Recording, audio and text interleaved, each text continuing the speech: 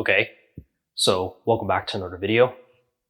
Here's a little geometry problem, and we have in this picture that we have a square and the length of the sides is length 2, and inscribed is we have a circle. So if we were to deduce and subtract the area of the circle from a square, we get just these areas of the outer from outside of the circle.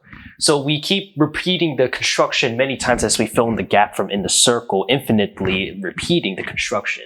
So with this in mind, we want to know what is the area of the shaded area that's in purple. So from here to here to here to here to here, all the way as the constructed iteration tends towards infinity. In other words, it's infinite. Infinite squares and circles. We'll put it into that like it's a good title. So I think strategically speaking, it makes sense to say that it's first wise to calculate the area of the entire square and then subtract the area in order to get a single piece of like what's the exterior of outside of the circle to get in that area, then repeat the process, so on and so forth. So we also want to be careful because with the situation in hand, we also need to figure out what these lengths for each of the sides of the newer squares as the iteration method procedure and continues on, so on and so forth. So that's something we have to, keep in mind as well.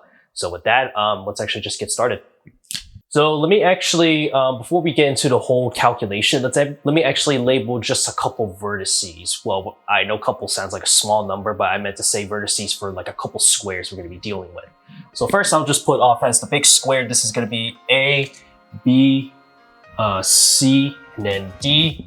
Let me call this square over here, call this vertex E, F, G, and then H over here. And let me do one more square for in here, the third square. We'll just call this I, J, K, and then L. And then we'll just work on from that because again, as you notice that the cycle just repeats as you continue on, so on and so forth. So from there, let's actually first calculate the bigger square. So the area of ABCD, so area of ABCD. So at least we know that by, we have the length of 2 over here for the side of the square. So at least we know how to calculate the area of square for one. And then also we know that we know how to calculate, the area of a circle as well, so pi r square. And this is nice because this actually entails that the circle's diameter is the same length as the length of the, the side of a square. So we can see that the radius from the bigger circle is going to be 1. So if I put in the formula, so we have 2 squares, so that's going to be 4, and then minus pi r squared, so pi times 1 square, so it's just 4 minus pi. Okay, so we have something nice to deal with over here. So let's move on to the second square of calculating that area. So areas E, F, G, and H. So area E, F, G, and H. Oh, so as mentioned, we don't know what that side length is. The side lengths continuously get smaller and smaller and smaller. And same thing with the diameter of the circle as well. It tends to get smaller and smaller as we repeat this iteration. So we have to figure out what the unknown side is. So to do this, why don't we actually first construct a little square in order to help find this length over here.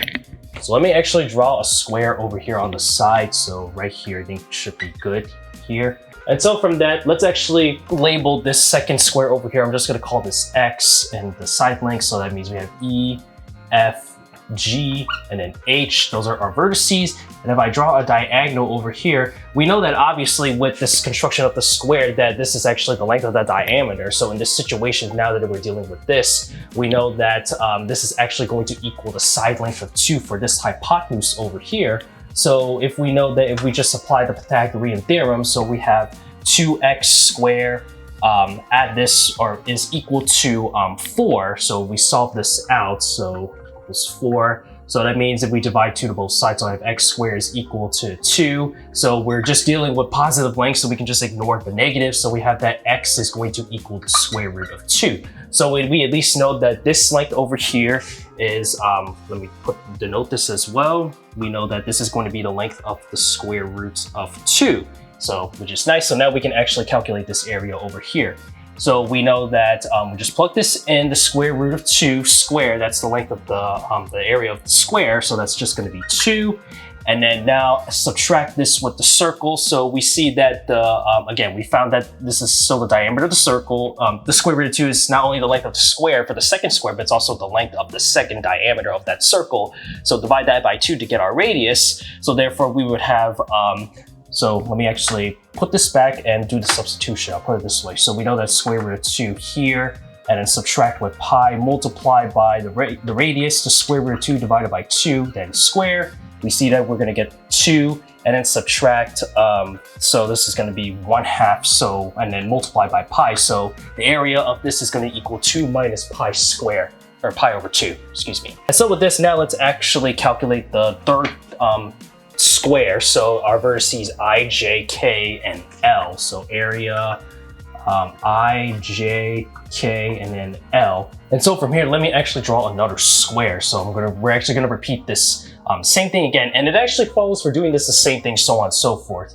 So that means I'm actually gonna call this this new length Y. And so we just showed that now that X is the length of the second square, but that also has to entail that that's the diameter of the diameter of the third circle. Hence, that has to be the square root of 2. So over here is gonna be the square root of 2. Put this vertices I, J, K, and then L. Now, if we solve this out using Pythagorean theorem, so 2y squared and then equals 2. So y squared is equal to 1. Focus on just the positive length only. So that means y is going to equal 1. It actually just makes sense. Yes, you can see I didn't really need to show the work, like a 45 degree, 45, 90 triangle. We know that 1, 1, and then the hypotenuse square root 2. That's pretty, obvious, but just sometimes it's good to show the work if need to be. So now at least we know that the length of this third square over here for I, J, K, L, this is going to be equal to just 1. All right, and now so we just plug this all back into the area. So we have 1 square and then minus, so half of that in order to get the radius. So that's going to be so pi and then multiply by 1/2 square. That's just going to equal 1. Subtract pi divided by 4. And so this repeats so on and so forth all the way up to infinity. So now let's suppose that if I call this entire, construction of the square and then the repeated construction of the iteration, I'll call this capital S. So if I call this entire construction capital S, so now so far we're gonna add everything that we've done so far, just for the 3 areas we said. So first we have 4 minus pi, that's just from our first square. Add this with 2, subtract pi divided by 2. That's from EFGH. Add this with 1 minus pi over 4. That's for now the third, IJKL, and then just keep going on, so on and so forth. So if you actually notice something, we're actually taking an infinite sum of all the areas. I think that's, as I mentioned already. So what we can do here is, if you notice closely, if you take a look at both each next preceding term, so on and so forth, there's a common ratio of 1/2. So we can actually see that we can actually apply the geometric series over here as it tends towards infinity. Starting with that, now that we have that the common ratio starts at 4 minus pi, and then multiply by the common ratio 1/2, and then to the power k. And then this is nice to use since the common ratio is strictly less than 1/2. The absolute value of k, the absolute value of r, which is 1/2, is strictly less than 1. So we can apply this. And so we can apply the formula saying we have the starting term, which is 4 minus pi. Then we divide this by 1, subtract our common ratio, which is just 1/2. And so we just solve this out. So that means we have 4 minus pi divided by 1/2. And so therefore we see that the final area of this entire construction as we tends towards infinity is going to equal 8 minus 2 times pi. And just like that, we have found the area of this infinite construction of the infinite area of this entire construction over here. And just like that, it's easy as that. So yeah, that's pretty cool if you ask me.